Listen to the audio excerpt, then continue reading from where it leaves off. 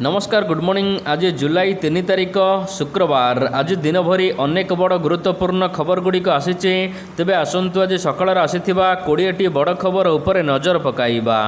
Number 1, आज वर्षा पाई school छुट्टी।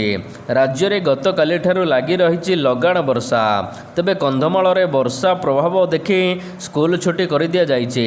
जिलापाल 2 दिन पर्यंत स्कूल छुट्टी घोषणा करिथिबा बेले गतकाली स्कूल छुट्टी थिला। आज मध्य कंधमाल जिले में स्कूल छुट्टी रहिबो। प्रथम श्रेणी द्वादश श्रेणी पर्यंत समस्त स्कूल छुट्टी रहिबो बोली जिलापाल घोषणा करिसेंती। नंबर 2, 24 घंटे प्रबल वर्षा। दक्षिण पश्चिम मौसुमी वायु कारण राज्य में आरंभ होइछि लगाण वर्षा। 24 घंटा मध्य राज्यर बरगढ़, नुआपड़ा, बलांगीर, सोनपुर, बौद्ध, कंधमाल, नवरंगपुर, कोरापुट, मालकानगिरी आदि जिले में प्रबल अति प्रबल वर्षा संभावना थिबारु ए समस्त जिला को ऑरेंज वार्निंग जारी करा जाइछे। पाणीपाग विभाग तरफ कहुଯାଇଛି आसंता 9 तारिख पर्यंत एभली लगाण वर्षा संभावना रहिछे। आंचलिक पाणीपाग निर्देशिका मनोरमा महांती एने सूचना देइचंती।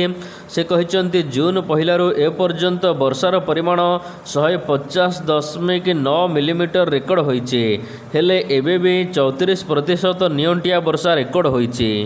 नंबर 3, घोष यात्रा पर वैषयिक जांच। जुलाई 18 तारिख श्रीमंदिर रे हेबो वैषयिक जांच। श्री जगन्नाथ मंदिर प्रशासन वैषयिक कमिटी सदस्य और भारतीय प्रत्नतत्व सर्वेक्षण सदस्य माने मिलित भाव में जांच करेंगे। जुलाई 18 तारिख पूर्वाह्न 10:30 यह जांच प्रक्रिया आरंभ होब। एने पूर्त विभाग तरफ भारतीय प्रत्नतत्व संस्था एएसआई को चिठी करा जाइछे। जांच पर रक्षणाबेक्षण को नहीं मध्य बैठक अनुष्ठित हेब। नंबर 4, लक्ष्मी पुराण बांटिबे सरकार।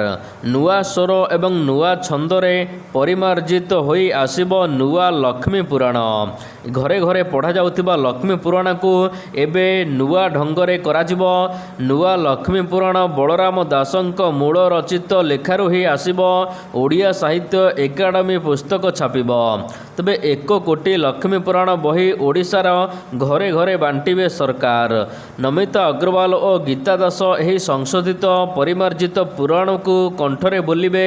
राज्य सरकार एवं नुआ लक्ष्मी पुराण छापिबा को चिंता करिसेंती एवं एही लक्ष्मी पुराण को घरे घरे मागणारे बंटा जिवो बोली कुहा जाइछि। नंबर 5, स्कूल बकेया विद्युत बिल पैठ करने को निर्देश। समस्त ब्लॉक शिक्षा अधिकारी बीईओ को प्राथमिक शिक्षा निर्देशालयर कड़ा निर्देश। 7 दिन भितर विद्यालयर विद्युत बिल पैठ कर नहेले कड़ा कार्यानुष्ठान नियाजिबो। निर्देश रे दर्शा जाइछि जे विद्युत बकेया पैठ पाई ब्लॉक भित्तिक टंका पूर्वरु आवंटित होइछि। तेणु 7 दिन मध्य उक्त टंका को उठाण करी बंटन करी विद्युत बिल सुनिश्चित कर, नचेत संपृक्त खिलापकारी अधिकारी विरोध में कड़ा कार्यानुष्ठान नियाजिबो बोली स्पष्ट चेतावनी दिया जाइछि। नंबर 6, राज्य सरकार ऐतिहासिक पदक्षेप। ओडिशा को एक शिल्प समृद्ध अर्थनीति में परिणत करने एवं विश्वस्तरीय पुंजी निवेश को आकृष्ट करने दिगरे गतकाली राज्य शिल्प इतिहास रे एक नुआ अध्याय जोड़ी होइछे। लोकसभा भवन कन्वेक्शन सेंटर रे आयोजित ओडिशा सरकार शिल्प प्रोत्साहन संस्था एपिकल एवं संयुक्त अरब एमिरेट्स यूएई प्रतिष्ठाता व्यावसायिक प्रतिष्ठान आईएचसी ग्रुप मध्य एक मेगा समन्वय आल्युमिनियम प्रकल्प पर बुझामणा स्वाक्षरित होइछे। तेबे एही प्रस्तावित प्रकल्प प्राय 11.5 बिलियन अमेरिकीय डॉलर खर्च हेब। 1.10 लाख कोटी टंका विपुल पुंजीनिवेश कराजिबो। एही अवसर में मुख्यमंत्री कहिसंते कि एही प्रकल्प हेबा द्वारा राज्य में 53,500 नियुक्ति सुजोग सृष्टि हेबो। नंबर 7, राज्य सरकार सहायता घोषणा। गंजाम जिला पुरुषोत्तमपुर थाना अंतर्गत ब्रह्मपुर पुरुषोत्तमपुर मुख्य रास्तार भाट कुमरोड़ा ठारे कॉलेज निकट में हाइवा द्रुत गति में आसी धक्का देवा सहित स्कूटी आरोही मृत्यु घटी। फल घटनास्थल में उत्तेजना प्रकाश पाइबा सहित रास्ता 3 घंटा पर्यंत अवरोध करथिले ग्रामवासी। यापर मुख्यमंत्री रिलीफ फंड रु 4 लाख टंका पर्यंत सहायता जिलापाल को निर्देश दिया जाइछे। तहसीलदार रेडक्रॉस रु 30,000 टंका सहायता प्रदान करिसेंती। ନମ୍ବର 8 ଚିଟ୍‌ଫଣ୍ଡ ମାମଲାରେ ପ୍ରଭାତ ବିଶ୍ୱାଳ ନିରାଶ। ଚିଟ୍‌ଫଣ୍ଡ କେଳେଙ୍କାରୀ ମାମଲାରେ ଫସିଥିବା ପୂର୍ବତନ ବିଧାୟକ ପ୍ରଭାତ ରଞ୍ଜନ ବିଶ୍ୱାଳଙ୍କୁ ଗତକାଲି ପୁଣି ନିରାଶ ହେବାକୁ ପଡ଼ିଛି। ତାଙ୍କ ବିରୁଦ୍ଧରେ ସିବିଆଇ ଦାୟର କରିଥିବା ମାମଲାକୁ ଖାରଜ କରିବା ପାଇଁ ପ୍ରଭାତ ହାଇକୋର୍ଟରେ ଯେଉଁ ଆବେଦନ କରିଥିଲେ ତାହା ଖାରଜ ହୋଇଛି। କିନ୍ତୁ ଅନ୍ୟପଟେ 6 ମାସ ମଧ୍ୟରେ ମାମଲାର ବିଚାର ପ୍ରକ୍ରିୟା ଶେଷ କରିବା ଲାଗି ସ୍ପେଶାଲ ସିବିଆଇ କୋର୍ଟଙ୍କ ନିର୍ଦ୍ଦେଶରେ ଗତକାଲି ନିର୍ଦ୍ଦେଶ ଦେଇଛନ୍ତି କୋର୍ଟ। ପ୍ରଭାତ ବିଶ୍ୱାଳ ପୂର୍ବରୁ ମଧ୍ୟ ଏହି ମାମଲାରେ ହାଇକୋର୍ଟଙ୍କ ଦ୍ୱାରସ୍ଥ ହୋଇଥିଲେ। ନମ୍ବର 9 ଉଚ୍ଚଶିକ୍ଷା ବିଭାଗର କଡ଼ା ପଦକ୍ଷେପ, ନିଶାମୁକ୍ତ ଜୋନ୍ ପାଇଁ କଲେଜ ଅଧ୍ୟକ୍ଷଙ୍କୁ ନିର୍ଦ୍ଦେଶ। ରାଜ୍ୟର ସମସ୍ତ ସରକାରୀ ଏବଂ ସରକାରୀ ଅନୁଦାନପ୍ରାପ୍ତ ସରକାରୀ କଲେଜ ପରିସରକୁ ନିଶାମୁକ୍ତ ଅଞ୍ଚଳରେ ପରିଣତ କରିବାକୁ ଉଚ୍ଚଶିକ୍ଷା ବିଭାଗର କଡ଼ା ପଦକ୍ଷେପ।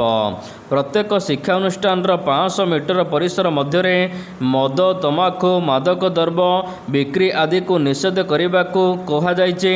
ଏହା ସହିତ ସରଜମିନ ଯାଞ୍ଚ ରିପୋର୍ଟ ଦାଖଲ କରିବାକୁ କଲେଜ ଅଧ୍ୟକ୍ଷଙ୍କୁ ମଧ୍ୟ ନିର୍ଦ୍ଦେଶ ଦିଆଯାଇଛି।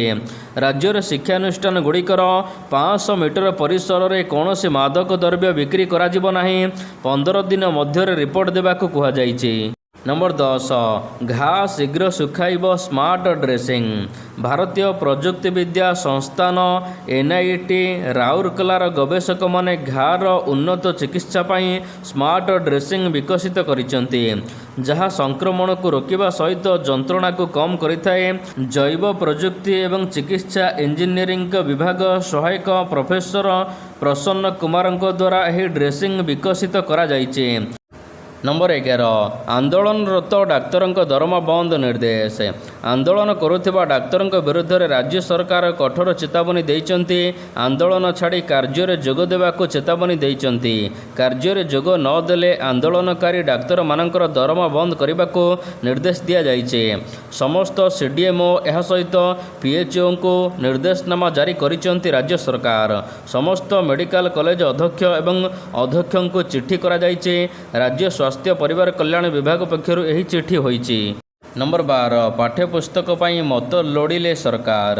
ରାଜ୍ୟରେ ପ୍ରଥମ ଶ୍ରେଣୀରୁ ଅଷ୍ଟମ ଶ୍ରେଣୀ ପିଲାମାନଙ୍କର ପାଠ୍ୟପୁସ୍ତକ ବହି ତ୍ରୁଟି ରହିଛି, ଯାହାକୁ ନେଇ ରାଜ୍ୟବ୍ୟାପୀ ଚର୍ଚ୍ଚା ଧରିଛି। ତେବେ ସଂଶୋଧିତ ପାଠ୍ୟପୁସ୍ତକ ପାଇଁ ସରକାର କସରତ ଆରମ୍ଭ କରିଛନ୍ତି। ଇମେଲ୍, ହେଲ୍ପଲାଇନ୍ ଏବଂ ଏସବୁ ଜରିଆରେ ନିଜର ସୁଚିନ୍ତିତ ମତାମତ ଦେଇପାରିବେ। 7 ଦିନ ମଧ୍ୟରେ ମତାମତ ଦେବାକୁ ସ୍କୁଲ ଗଣଶିକ୍ଷା ବିଭାଗ ପକ୍ଷରୁ ନିବେଦନ କରାଯାଇଛି। ଏଥିପାଇଁ ବିଦ୍ୟାଳୟ ଓ ଗଣଶିକ୍ଷା ପକ୍ଷରୁ ଇମେଲ୍ ID ଏବଂ ହେଲ୍ପଲାଇନ୍ ନମ୍ବର ମଧ୍ୟ ଜାରି କରି ଦିଆଯାଇଛି। ନମ୍ବର 11 8 ଲାଇନ୍ ବିଶିଷ୍ଟ ହେବ ଜୟଦେବ ବିହାର ନନ୍ଦନକାନନ ରାସ୍ତା। ରାଜଧାନୀ ଭୁବନେଶ୍ୱରର ରୂପରେଖ ବଦଳିବାକୁ ଯାଉଛି। କଳିଙ୍ଗ ଷ୍ଟାଡିୟମରୁ ରଘୁନାଥପୁର ବ୍ରିଜ୍ ପର୍ଯ୍ୟନ୍ତ 9.5 କିଲୋମିଟର ଲମ୍ବାର ଜୟଦେବ ବିହାର ନନ୍ଦନକାନନ ରାସ୍ତା ଏବେ 8 ଲାଇନ୍ ଅତ୍ୟାଧୁନିକ ରାସ୍ତା ନିର୍ମାଣ କରାଯିବ। ଏହି ବଡ଼ ପ୍ରକଳ୍ପକୁ ରାଜ୍ୟ କ୍ୟାବିନେଟ୍ ଅନୁମୋଦନ ଦେଇଛି। ଏହାଦ୍ୱାରା ଟ୍ରାଫିକ୍ ଜାମ୍ ସମସ୍ୟା କମିବ ଏବଂ ଏହି ରାସ୍ତାରେ କୌଣସି ଟ୍ରାଫିକ୍ ରହିବନି। ଏଥିପାଇଁ 949 କୋଟି ଟଙ୍କା ପୁଞ୍ଜିନିବେଶ କରାଯିବ ବୋଲି କୁହାଯାଇଛି। ଏକ ଘରୋଇ କମ୍ପାନୀକୁ 780 କୋଟି ଟଙ୍କାର ଏହି କାମରେ ଟେଣ୍ଡର ମିଳିଛି। ତେବେ ଏହି ପ୍ରକଳ୍ପ 2 ବର୍ଷ ମଧ୍ୟରେ ଶେଷ କରାଯିବ। ଜୟଦେବ ବିହାର, କଳିଙ୍ଗ ହସ୍ପିଟାଲ ଛକ, ଏହା ସହିତ ଡମନା ଛକ, କିଟ୍ ଛକ ଏବଂ କଳାରାହାଙ୍ଗଠାରେ ନୂଆ ଫ୍ଲାଏଓଭର ଓଭରବ୍ରିଜ୍ ନିର୍ମାଣ କରାଯିବ। ଏହା ସହିତ ସର୍ଭିସ୍ ରୋଡ଼, ଅଣ୍ଡରଗ୍ରାଉଣ୍ଡ ପାର୍କିଂ, ପାଦଚଲା ରାସ୍ତା, ଡ୍ରେନେଜ୍ ବ୍ୟବସ୍ଥା ଏବଂ ସୌନ୍ଦର୍ଯ୍ୟକରଣ କରାଯିବ। ଏହି ବାଇପାସ୍ ରାସ୍ତା ଯୋଗୁଁ ବାରଙ୍ଗ ଏବଂ କଟକ ଯିବା ସମୟ ମଧ୍ୟ କମିଯିବ। ନମ୍ବର 12 ପ୍ରକାଶ ପାଇଲା PG ପ୍ରବେଶିକା ପରୀକ୍ଷା ଫଳ। PG ପ୍ରବେଶିକା ପରୀକ୍ଷା ଫଳ 2026 ରେଜଲ୍ଟ ପ୍ରକାଶ ପାଇଛି। ସାମ୍ସ ପୋର୍ଟାଲକୁ ଯାଇ ଛାତ୍ରଛାତ୍ରୀମାନେ ରେଜଲ୍ଟ ଦେଖିପାରିବେ ବୋଲି ଉଚ୍ଚଶିକ୍ଷା ବିଭାଗ ପକ୍ଷରୁ ସୂଚନା ଦିଆଯାଇଛି। ଉଚ୍ଚଶିକ୍ଷା ବିଭାଗର ସୂଚନା ଅନୁସାରେ ସ୍ନାତକୋତ୍ତର ପାଠ୍ୟକ୍ରମରେ ନାମ ଲେଖା ପାଇଁ କମନ PG ଏଣ୍ଟ୍ରାନ୍ସ ଟେଷ୍ଟ 2026 ଆୟୋଜନ କରାଯାଇଥିଲା। ଏଥିପାଇଁ ମୋଟ 58,613 ଜଣ ପରୀକ୍ଷାର୍ଥୀ ଆବେଦନ କରିଥିବା ବେଳେ 53,901 ଜଣ ପରୀକ୍ଷାର୍ଥୀ ପରୀକ୍ଷା ଦେଇଥିଲେ। ସର୍ବମୋଟ 50ଟି ସ୍ନାତକୋତ୍ତର ପାଠ୍ୟକ୍ରମ ପାଇଁ ଏହି ପ୍ରବେଶିକା ପରୀକ୍ଷା ଅନୁଷ୍ଠିତ ହୋଇଥିଲା, ଯାହାର ଫଳାଫଳ ପ୍ରକାଶ ପାଇଛି। नंबर 13 राज्य में बाद पड़े 20 लाख भोटर नेतांक मुंड गोल हो गलानी 20 लाख क्यों क्यों निर्वाचन मंडली केते भोटर एएसआई प्रक्रिया बाद पड़ुचंती यार चूड़ांत तालिका आसवा पूर्वर यार हिसाब मध्य आसी जाइए तेबे गोटे मास धरी ओडिशा रे चलीचे एएसआई रो प्रथम पर्याय सर्वेक्षण मे 28 तारिख रु जून 30 तारिख पर्यंत घर घर बुली एएसआई तथ्य संग्रह करा जाउचे। सूचना अनुसार 147 निर्वाचन मंडली रे 3,33,99,591 जन भोटरंक मध्यरु 3,13,58,126 जन डिजिटाइजेशन करा जाइचे। यह सहित 20,14,000 भोटर एएसआई प्रक्रिया बाद पड़ती ए समस्त एएसआई प्रक्रिया कटिबे बोली जना पड़ी। नंबर 14 माछ धराळी राज्य सरकार बड़ घोषणा 2185.45 कोटी टंकार आनुमानिक व्यय अटकल सामुद्रिक मत्स्य उत्पादन रे वार्षिक 100 लाख मेट्रिक टन वृद्धि 50,000 रु अधिक नूतन नियुक्ति सुजोग सृष्टि हेबो। तेबे मिशन सफल परिचालना पाई एक स्वतंत्र ब्लू हब स्थापन कराजिबो। अत्याधुनिक मत्स्य बंदर सी फूड पार्क एवं डिजिटल मत्स्य परिचालना पाई व्यवस्था कराजिबो। राज्य कैबिनेट रे बड़ निष्पत्ति होईचे लोकंक सरकार ब्लू इकोनॉमी को अधिक प्रोत्साहन देउचंती। नंबर 15 संध्याराणी आगुआ जमीन आवेदन केन्द्रापड़ा जिला तालचुआ सामुद्रिक थानार पूर्वतन निलंबित आईआईसी संध्याराणी जेना हाईकोर्ट रे आगुआ जमीन आवेदन करिसेंती। मे 25 तारिख दिन थाना भितर महापुओं को 3rd डिग्री प्रयोग करी लहुलुहाण करने घटना रे मामला रुजु होइथिले मध्य आज जाए तांको गिरफ करा जाई नाही। तालचुआ सामुद्रिक थाना केस नंबर 124/2026 रे संध्याराणी जेना विरुद्ध रे मामला रुजु होईची। नंबर 16 कमिब कि पेट्रोल डीजेल रो मूल्य पेट्रोल एवं डीजेल दर को नहीं केंद्र पेट्रोलियम मंत्री हरदीप सिंह पुरी एक बड़ बयान देइचंती। रिपोर्ट अनुसार हरदीप सिंह पुरी कहिचंती जे अंतर्जातीय बजार रे अशोधित तैलर दाम कमिची सत किंतु एबे भी असुविधा रही। सरकारी तैल विपणन कंपानी गुड़िक एबे मध्य सही तैल को विशोधन करुचंती जहाँ सेमाने पश्चिम एशिया संकट रे महंगा दर रे किनिथिले तेणु एबे कौनसी प्रकार तेल दर कमिबार आशंका नहीं। नंबर 17 बेंगलुरु रे बड़ दुर्घटना दक्षिण बेंगलुरु रे गुरुवार दिन एक पत्थर खणी रे पत्थर खसिबा फल अनेक श्रमिकंकर मृत्यु घटी। उद्धारकारी दल घटनास्थल रे पहुँचवा सहित 7 जन श्रमिकंक मृतदेह उद्धार करथिले। अनेक श्रमिक खणी तले पोती होई रहिचंती तेबे मृत्यु संख्या आगक बढ़िबो बोली सूचना मिलिछि।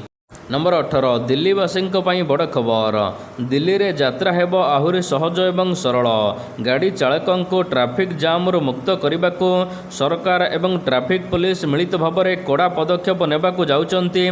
राजधानी 25टी व्यस्तबहुल रास्तारू ट्रैफिक सिग्नाल बा रेड लाइट हटाइबा को प्रस्तुति चली। यह योजना को दिल्ली ट्रैफिक पुलिस पक्षर वैषयिक मंजूरी मिल सारी। यह नूतन व्यवस्था रे गाड़ी गुड़िक बिना कौन बाधारे सीधा आग को जापर। जदि क्या अन्य पार्श्व को जीवार थाए तेबे से आगरे थिबा स्पेशल यूटर्न साहाय्य निज रास्ता को फेरी पारिबे। नंबर 19 भारत एवं जापान मध्य बड़ डील प्रतिरक्षा शक्ति एवं कृत्रिम बुद्धिमत्ता एआई समेत प्रमुख क्षेत्रगुड़िक सहयोग को आहुरी मजबूत करने को भारत एवं जापान मध्य गुरुत्वपूर्ण बुझामणा एमओयू स्वाक्षरित होइছে। प्रधानमंत्री नरेंद्र मोदी एवं जापान प्रधानमंत्री सानाया ताइका उपस्थिति रे नुआ दिल्ली हैदराबाद हाउस रे स्वाक्षरित होइছে एही बड़ चुक्तिनामा। नंबर 20 पानी बिना छटपट पाकिस्तान भारत पानी बंद करिबार निष्पत्ति नहीं पाकिस्तान को गभीर चिंतित करिছে। पाकिस्तान रो सिंधु जल मिशन रो मोहर अली शाह प्रथम थर पाई देश को आसुथिबा जल प्रवाह ह्रास संपर्क रे तथ्य प्रकाश करिसंती। से कहिसंती मे मासरे 16,000 क्यूसेक पानी कम छड़ा जाइथिला। एहा द्वारा पाकिस्तान रे पानी संकट प्रथम थर पाई सामना को आसिला data. Number 21 Bharat England match बदलिला समय क्रिकेट प्रेमी बड़ आश्वस्तिकर खबर सामना को आसी। भारत एवं इंग्लैंड मध्य चलता ଟି20 ସିରିଜର ଦ୍ୱିତୀୟ ମ୍ୟାଚ୍ ଦେଖିବାକୁ ପ୍ରଶଂସକମାନଙ୍କୁ ଆଉ ବିଳମ୍ବିତ ରାତି ପର୍ଯ୍ୟନ୍ତ ଅପେକ୍ଷା କରିବାକୁ ପଡ଼ିବ ନାହିଁ। ଦ୍ୱିତୀୟ ମ୍ୟାଚ୍ ସମୟ ସୂଚୀରେ ପରିବର୍ତ୍ତନ କରାଯାଇଛି, ଯାହାଫଳରେ ଭାରତୀୟ ସମୟ ଅନୁସାରେ ଏହି ମ୍ୟାଚ୍ ବହୁତ ଶୀଘ୍ର ଆରମ୍ଭ ହେବ। ଶନିବାର ଦିନ ଖେଳାଯିବ ଦ୍ୱିତୀୟ ଟି20 ମ୍ୟାଚ୍। ବର୍ତ୍ତମାନ ଇଂଲଣ୍ଡ ଗସ୍ତରେ 5 ମ୍ୟାଚ୍ ବିଶିଷ୍ଟ ଟି20 ସିରିଜ୍ ଖେଳୁଛି ଭାରତ। ସିରିଜର ପ୍ରଥମ ମ୍ୟାଚ୍ ବର୍ଷା ଯୋଗୁଁ ସମ୍ପୂର୍ଣ୍ଣ ହୋଇନଥିଲା। ପ୍ରଥମ ମ୍ୟାଚ୍ର ଭାରତୀୟ ସମୟ ରାତି 10ଟାରେ ଆରମ୍ଭ ହୋଇଥିଲା, କିନ୍ତୁ ଏଥର ରାତି 8ଟା କିମ୍ବା ସନ୍ଧ୍ୟା 6ଟାରେ ଏହି ମ୍ୟାଚ୍ ଆରମ୍ଭ ହେବ। ନମ୍ବର 22 ଶ୍ରୀଲଙ୍କା ଗସ୍ତରେ ଯିବ ଭାରତୀୟ ଟିମ୍। ଭାରତୀୟ ପୁରୁଷ କ୍ରିକେଟ୍ ଟିମ୍ ଆସନ୍ତା ଅଗଷ୍ଟ ମାସରେ ଏକ ଟେଷ୍ଟ ଶୃଙ୍ଖଳା ପାଇଁ ଶ୍ରୀଲଙ୍କା ଗସ୍ତ କରିବ। ବିସିସିଆଇ ପକ୍ଷରୁ ସୂଚନା ଦିଆଯାଇଛି, ପ୍ରଥମ ଟେଷ୍ଟ ମ୍ୟାଚ୍ ଅଗଷ୍ଟ 15ରୁ 19 ତାରିଖ ପର୍ଯ୍ୟନ୍ତ ଖେଳାଯିବ। ଦ୍ୱିତୀୟ ତଥା ଅନ୍ତିମ ଟେଷ୍ଟ ମ୍ୟାଚ୍ 23 ତାରିଖରୁ 27 ତାରିଖ ପର୍ଯ୍ୟନ୍ତ ଖେଳାଯିବ। ଉଭୟ ଟେଷ୍ଟ ସକାଳ 10ଟାରୁ ଆରମ୍ଭ ହେବ ଭାରତୀୟ ସମୟ।